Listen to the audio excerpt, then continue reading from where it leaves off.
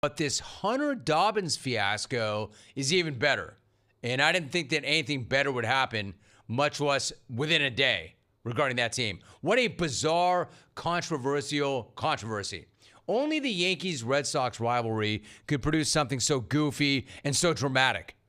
And it all started with a spicy quote about the Yankees that the rookie Red Sox pitcher dropped in the Boston Herald over the weekend. Quote, "If the Yankees were the last team to give me a contract, I'd retire." End of quote. Given the nature of the rivalry, pretty spicy stuff.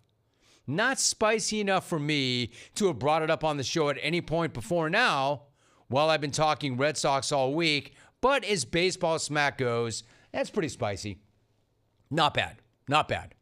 Now, according to Dobbins, a huge part of the reason why he hates the Yankees so much has to do with his pops, who, according to Dobbins, was drafted twice by the Yankees and ultimately traded to the Diamondbacks. So essentially, Pops knew all about how awful the Yankees are from the inside, and this is why they hate them so much. They had been done wrong by the Yankees, so they hate them. Bad experience. Yeah, one problem with all of that. The problem is, apparently, none of it happened. Apparently, none of it's true. As the New York Post found out when they did a little bit of digging, because, of course, New York fan got all bent and butthurt and outraged over that quote, and it became a whole story in New York, so the Post did a little digging and investigated. And what the Post found out was it's all bullcrap. Dobbins does not appear on any official record as a draft pick of the Yankees or as a member of the D-backs organization. The Post even went to Brian Cashman, who's been in the Yankee front office since 1986. He confirmed he has no recollection of ever drafting a Lance Dobbins. The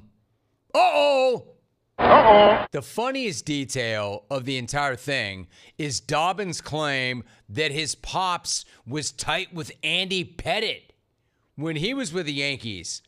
But the Post reached out to Andy himself, and neither Andy nor any of his family members remember his alleged good friend, Lance Dobbins. And that's how we got the following New York Post back page this week. Check it out. Wicked Whopper. A wicked Whopper. Dobbins' hatred of the Yankees seemingly built on a series of lies. That's the headline. Dobbins' hatred of the Yankees seemingly built on a series of lies. Wicked Whopper. It's incredible. Pretty melodramatic, pretty absurd, but also pretty freaking funny. So what the hell actually happened here? How did this dude get this crazy, crazy story in his head that his old man was drafted by the Yankees and that he was boys with Andy Pettitte? It's obvious when you think about it, though, isn't it? It's obvious, and it's actually kind of relatable. The old man obviously embellished his athletic accomplishments because what dad hasn't, what dad doesn't. I don't think any father has ever been so brutally punished and publicly humiliated for it like this, though. Every dad does it, but I've never seen this kind of blowback. Not like this. It turns out Pops did, in fact, play a couple of years of independent minor league ball. And obviously getting drafted by the Yankees twice and being sent to the Diamondbacks and being best buddies with Andy Pettitte sounds a lot better than just saying you played a couple of years of independent ball. In fact, you can almost see how that tall tale got so tall. First, he would say, yeah, I played some minor league ball. Then it was like, yeah, played some minor league ball with the D-backs. Yeah, was actually drafted by the Yankees twice. Dude, I was boys with Andy Pettitte. Andy used to let me poke his chin dimple and everything. We were tight. You know, and you just keep telling it over and over and over again, and then pretty much you believe it. It's like when Oj, Yeah, I know, Clones. Happy anniversary.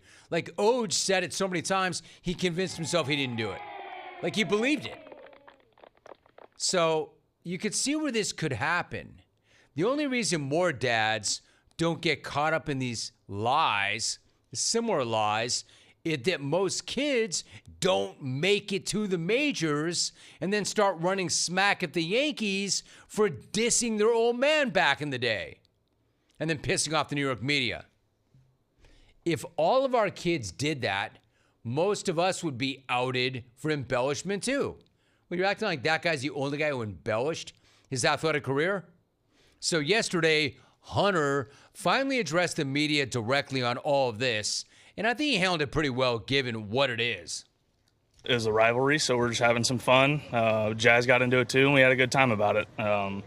The whole backstory, stuff that I had heard growing up and, seen pictures of and, from my dad. So at the end of the day, it's just from my dad and what I kind of grew my love for the game. But at the end of the day, I don't go and fact check my dad or anything like that.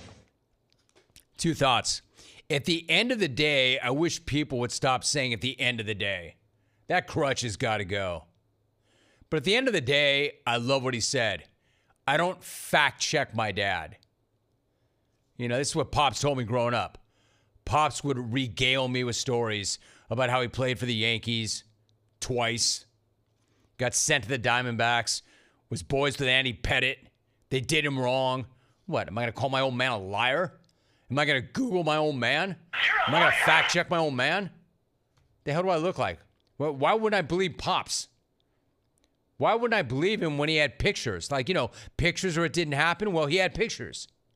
What, did he fake the pictures? That'd be pretty epic.